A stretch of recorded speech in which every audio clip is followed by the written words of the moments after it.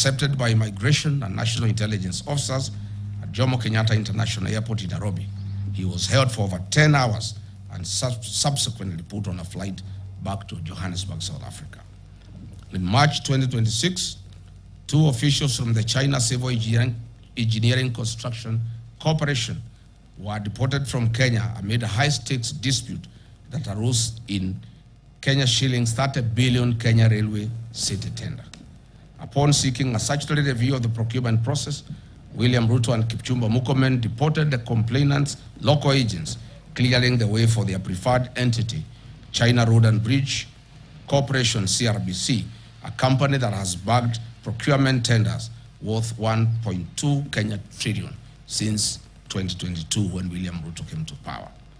China Road and Bridge Corporation is the international conduit for corrupt proceeds in Kenya under the personal and direct supervision of William Ruto. I must say Kenyans are not safe, our children are not safe, investors are not safe, tourists are not safe, no foreigner is safe. And I must say, foreigners, investors, tourists, your own security starts with you. I ask the members of our development partners and foreign embassies accredited to Kenya to ensure that their staff and citizens are safe within the boundaries of Kenya. On protecting the liberties enshrined in our Constitution, William Ruto has breached the freedom of expression in Article 33 and the freedom of media in Article 34, Constitution of Kenya 2010. On 26 June 2026, 4 police officers from the dreaded Killer Squad, armed with AK-47 assault rifles, attempted to abduct the Standard Group Nakuru-based associate editor, Mr. Alex Kiprotich. This attack is a defiance to truth and total on the freedom of media, as stipulated in Article 34 and 35 of our Constitution. In the last 4 years, several media houses, including the Nation Media Group, the Standard Media Group, Media Max Network, and several journalists were subjected to online campaign and disinformation campaign by the government of William Ruto. Reports show that 24 cases of violence towards journalists were recorded during the 2024 Gen Z protests.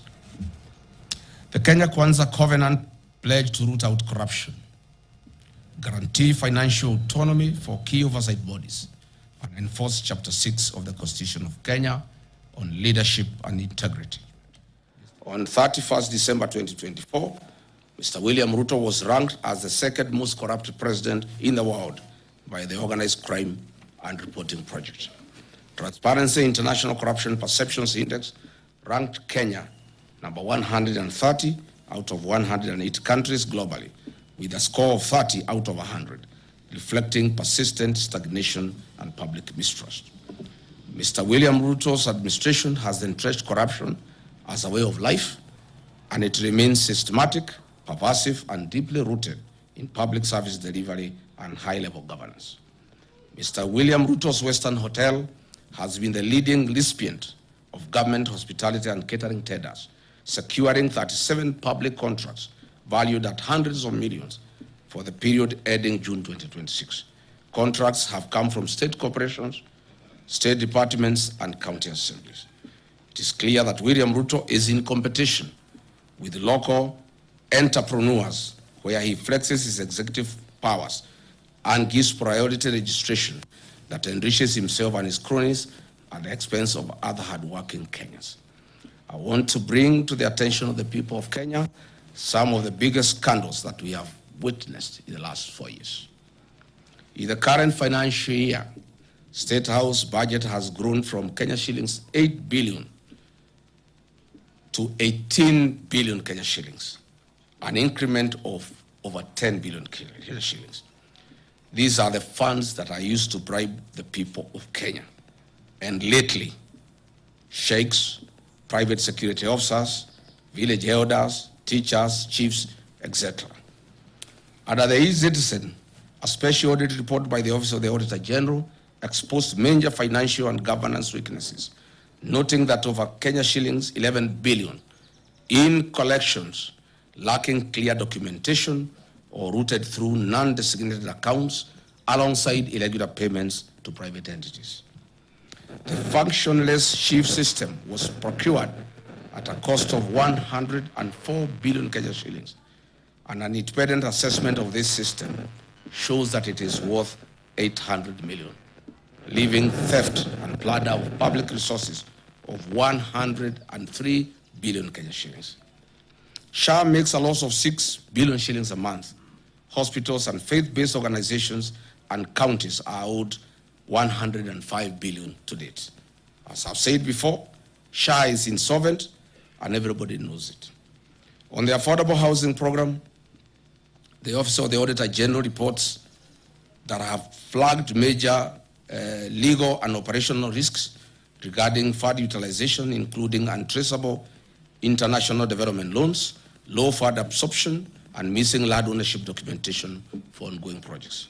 Further, the levies deducted from Kenyan payslips are invested in a third-party financial service firm licensed by the Capital Markets Authority. How are their fees determined? How much has been paid out to date? What is his association with William Ruto? On the restoration of Nairobi rivers, Mr. William told Kenyans that on December 25, that Nairobi River will have fish. Can members of the press visit this river tomorrow and bring us one piece of fish? This government committed itself to protecting public assets, strengthening governance, eliminating corruption, and ensuring that public resources would be managed solely in the interests of the people of Kenya. It promised a government founded on transparency, accountability, and prudent stewardship of national resources. On the divestiture of the Kenya pipeline, has Kenya surrendered its ownership and control to a neighboring country?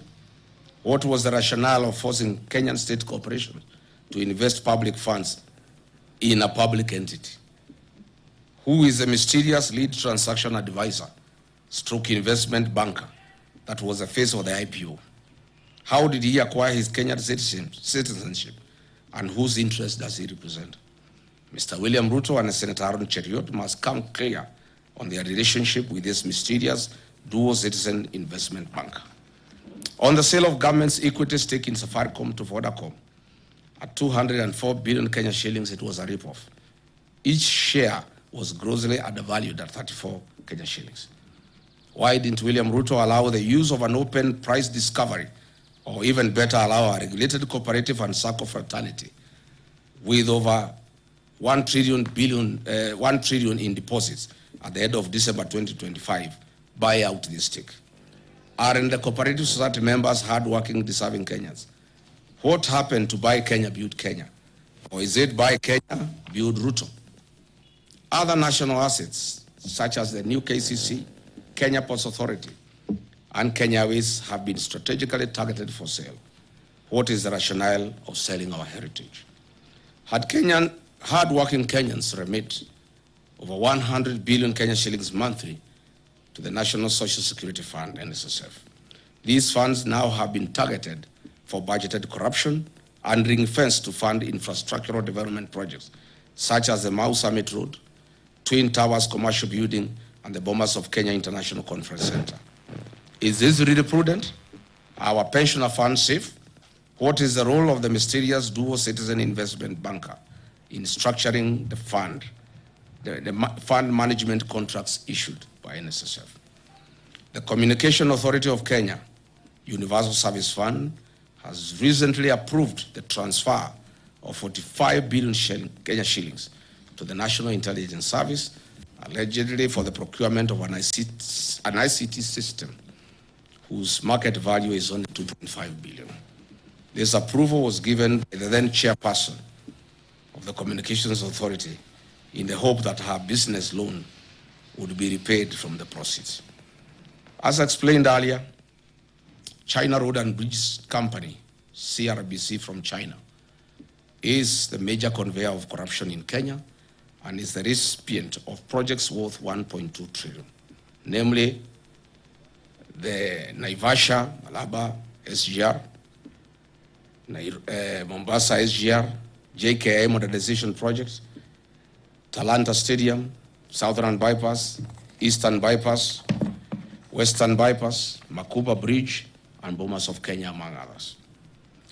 Patriotic Kenyans, over the last 4 years, Mr. William Ruto has systematically eroded the values, principles, and institutional structures of Kenya's public service that was built to ensure an efficient, ethical, and representative government workforce.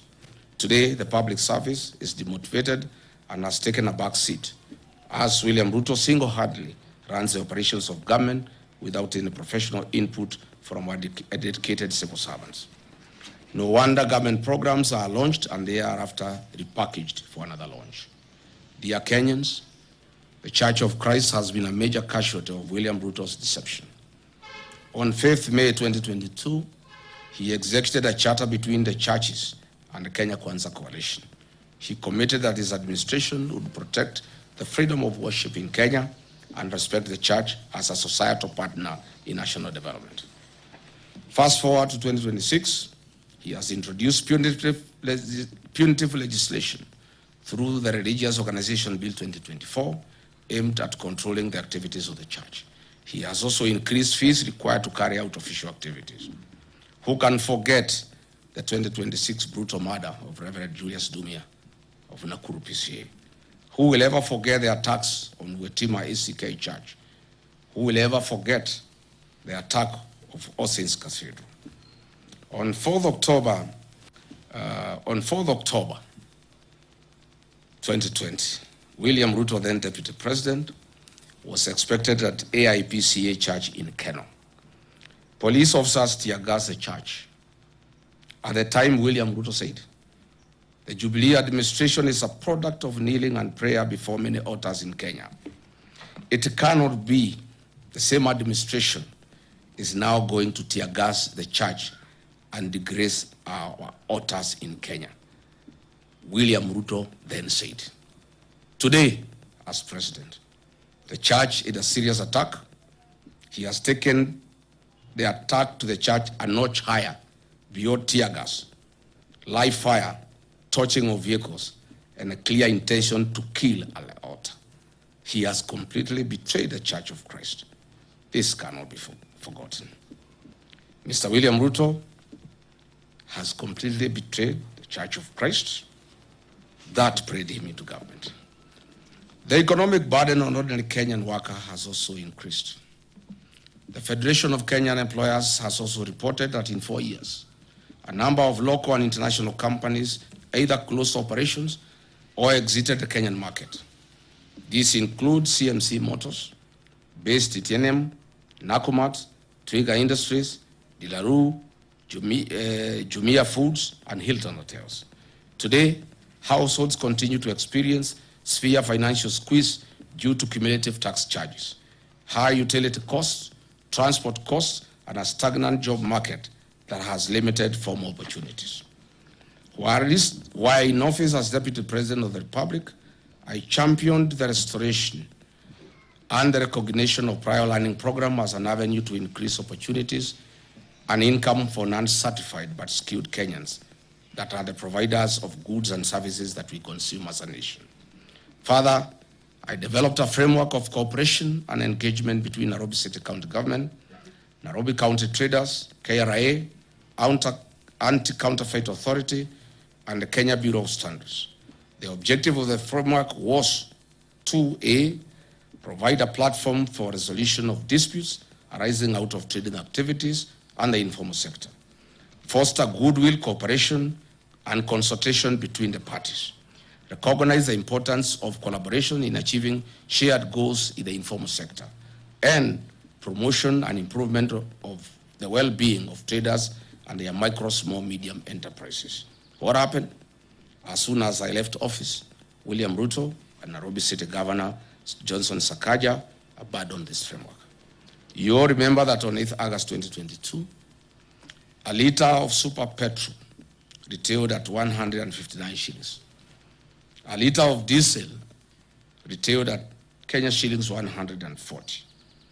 As we speak today, the price of super petrol is 214 Kenya shillings and diesel 222.86 for a liter of diesel, representing an increase of 34.05% and 59.18% respectively. These increases have been contributed to higher transport costs, increased food prices, and a greater pressure on household incomes. Kenyans will recall that on April 2026, I exposed the opaque nature of the government-to-government framework and detailed its contribution to an increased landed cost of fuel products. The whole scheme and con game were nothing like G to G. It is government route. What I'm saying in a nutshell is that the high cost of fuel has nothing to do with international prices.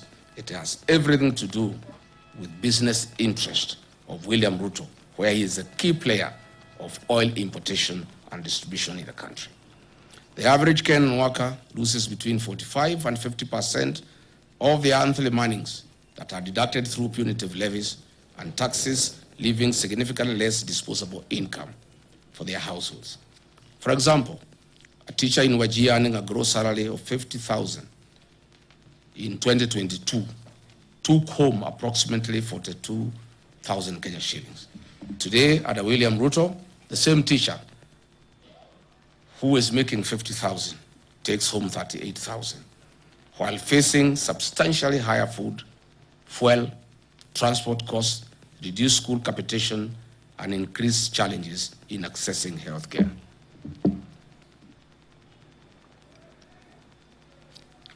Coupled with the rising cost of petroleum products, the Kenya Kwanza covenant to put money into people's pockets is nothing but a pipe dream. If anything, Mr. William Ruto has achieved the complete opposite and has taken money out of Kenyans' pockets, leaving them with a reduced net disposable income. This covenant was central to the plan to improve the lives of Kenyans. As the party leader of DCP, I once again called on this government to cushion the payslip by suspending the affordable housing levy and reducing the payee tax burdens. This, together with a review of petroleum price framework, taxes charged will give Kenyans an increased net income. A punitive and unpredictable taxation regime is one of the principal causes of the high cost of living. William Ruto should lead from the front and actualize his promise made in the wake of the 2024 Gen Z protest to reduce government recurrent expenditure. State House does not need 18 billion Kenya shillings for 12 months. These funds could be used to subsidize rising fuel and food costs for the benefit of Kenyans.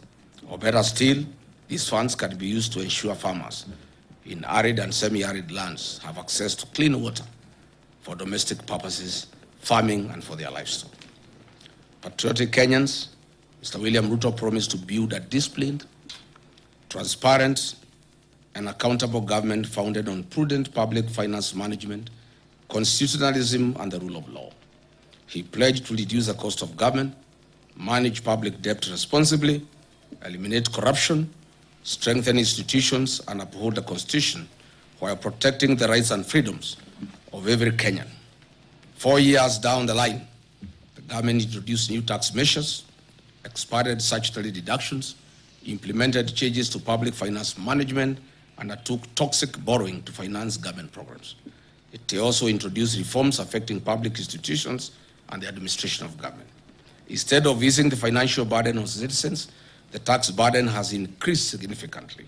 Households have experienced reduced disposable income while facing higher prices for food, fuel, electricity, and other basic commodities. On the debt management, why is this regime in open violation of Article 211 of the Constitution of Kenya 2010 and Section 15(2)(c) of the Public Finance Management Act 2012 that strictly prohibits the financing of recurrent expenditure using debt? Looking back, we know that the Grand Coalition government borrowed an average of 200 billion shillings annually. The Jubilee government of Uhuru Kenyatta borrowed an average of 700 billion shillings annually. This regime of William Ruto borrows an average of 1.4 trillion annually with no corresponding development. Since August 2022, Kenya's debt growth has entered a dangerous pattern of continuous triple-digit or near triple-digit expansions. As we speak today, every citizen of Kenya and every child born as of this morning has a debt of Kenya shillings 221,000. This country has a debt of 13.02 trillion, up from Kenya shillings 8.6 trillion in August 2022 when William took over. Mr. William Ruto has borrowed in excess of 5 billion in excess of 5 trillion over the last 4 years. This regime, on a borrowing spree, borrows an average of 3.5 billion Kenya shillings daily and steals 3 billion shillings daily. Why borrow to steal? On average, this government steals from the people of Kenya 125 million shillings every hour. Calculated, this government is stealing every minute 2 million shillings from the people of Kenya. Dear Kenyans, the National Treasury has delayed disbursing the equitable share of revenue to counties. These cash flow delays have routinely stalled county operations, delayed staff salaries, and inflated pending bills to over 156 billion, despite legal mandates requiring timely monthly transfers. Misplaced priorities such as funding State House budget by 10 billion, building state lodges and airstrips has caused cash flow constraints. The strengthening, devolution, and improving the timely disbursement of funds was at the core of the Kenya Kwanza Covenant with the people of Kenya. Once again, this promise has been broken. Patriotic Kenyans, ladies and gentlemen, measured against the promise to lower the cost of living, improve access to affordable credit, and strengthen small businesses, the evidence presented suggests that many Kenyans have yet to experience the relief that was promised. Mr. William Ruto made an ambitious commitment to the people of Kenya. The promise was to place young people at the center of Kenya's economic transformation and restore hope to millions of young people seeking meaningful work. The population of Kenya is 75% youthful. The African Union has long urged African countries to harness this demographic dividend by investing in young people. It is therefore fitting that we assess one of the administration's flagship commitments, expanding credit opportunities to Kenyans' youth. The Kenya Kwanza administration promised to establish a 50 billion hustler fund to provide affordable credit to mama mboga, boda operators, mkokoteni operators, and other small-scale entrepreneurs. This commitment was to ease financial constraints, promote enterprise, and improve the livelihoods of ordinary Kenyans. Mr. William Ruto established the Hustler Fund, whose head and tail cannot be traced. As it were, the financing programs intended to support micro, small, and medium enterprises. The Hustler Fund is said to have disbursed 87 billion Kenya shillings to 28 million people.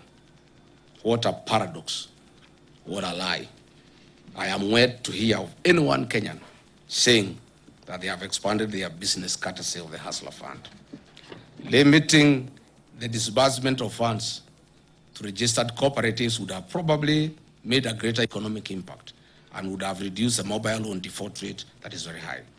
I have raised fundamental questions on the effectiveness of the Hustler Fund in meeting its stated objectives. The truth of the matter is the high rate of loan defaults and low loan disbursements, in many instances 500 shillings, are insufficient to establish or grow a sustainable business venture anywhere in the country. This is simply a lost cause and was a fraud.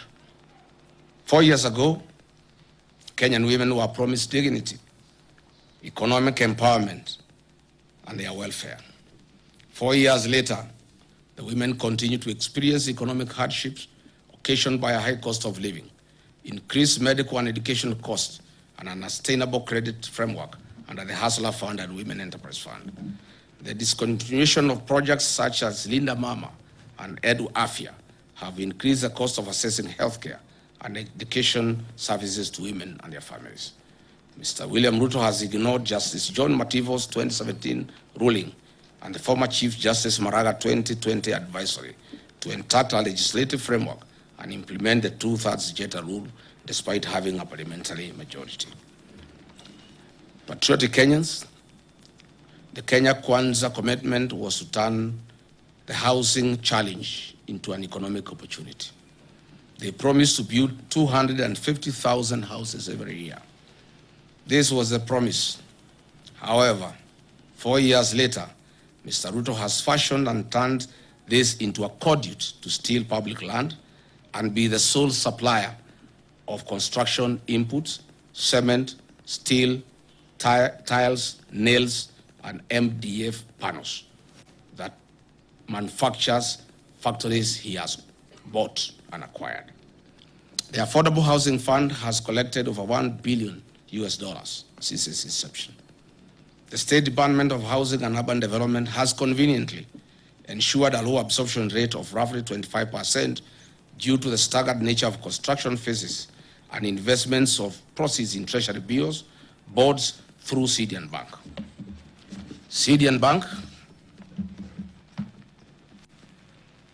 CDN Bank is today classified as Tier 2 medium-sized bank.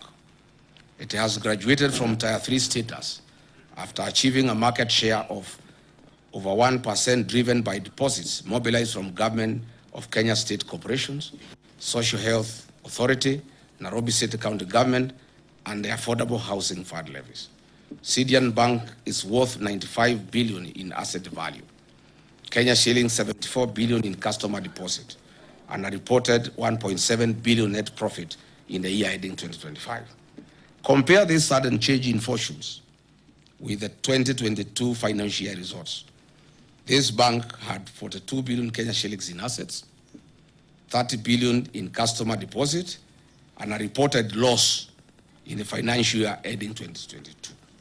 Since William Ruto bought it, you can see the transformation. This housing scheme is nothing but a personal business that guarantees the exclusive single source offtake of steel, MDF panels, nails, iron sheets, tiles, cement by factories owned by William Ruto and his allies. The levy proceeds are the reason why CDN Bank deposits have increased tenfold for the 4 years. If it were a genuine program, why is it being forced down citizens' throat? There was no promise to raise the payslip of the Kenyan worker in the name of a punitive housing levy. Private businesses must be left to do their work as the government does its work. It's important that the workers of Kenya know that monies deducted from their payslip is invested in CDN Bank owned by William Ruto, who is collecting the profit. In my view, and as expressed before, the affordable housing scheme should be made optional to Kenyans to allow them to participate at their own free will. Fellow Kenyans, Mr. William Ruto had promised that within 30 days of his presidency, he would establish a quasi-judicial public inquiry to establish the extent of cronyism and state capture in the nation and make recommendations. Unfortunately, over the last 4 years, Mr. William Ruto himself has captured the state. He has focused on centralizing control of independent constitutional commissions, state entities, public sector procurement, and unwarranted sale of strategic national assets. All these measures are aimed at achieving the sole objective of enriching William Ruto at the expense of 55 million Kenyans. It should be noted that William Ruto has achieved the milestone of being certified as a US dollars billionaire in a record 4-year courtesy of looting Kenyan public coffers. Mr. William Ruto's 4 years in office has accomplished a mission of driving Kenyan entrepreneurs out of business. Contractors are out of business. Traders are out of business. William Ruto has captured all businesses and he is in competition